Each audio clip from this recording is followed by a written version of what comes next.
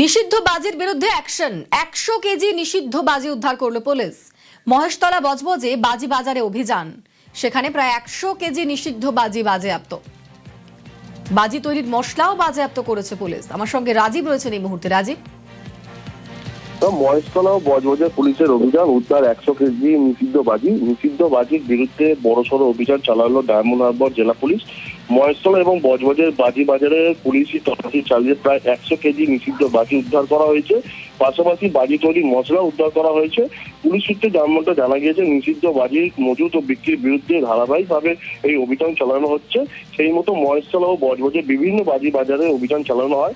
অভিযান চালিয়ে কিন্তু বিপুল পরিমাণে নিষিদ্ধ বাজি ও বাজি তৈরির মশলা কিন্তু উদ্ধার করা হয়েছে।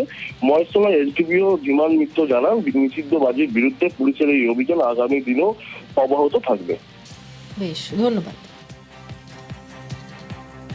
মহেশতলা এবং বজবজ এই দুই এরিয়ায় ইন্টেন্স ভাবে আমরা বাজি রেড করেছি। প্রচুর পরিমাণে বাজি এবং বাজির যে কাঁচামাল, যেগুলো বারুদ জাতীয় কাঁচামাল, সেই সমস্ত সিজ হয়েছে। পরিমাণ মিনিমাম 100 কেজির ওপর কিন্তু হবেই, তার বেশি অনেক। কোন রকম এই যেহেতু এই নর্মস গুলো এরা মানছে না, সেই জন্য যা আইনগতভাবে যা স্টেপ নেওয়া, সেই আইনগতভাবে স্টেপ নিয়ে এদের এগেইনস্টে আমরা কেস করছি।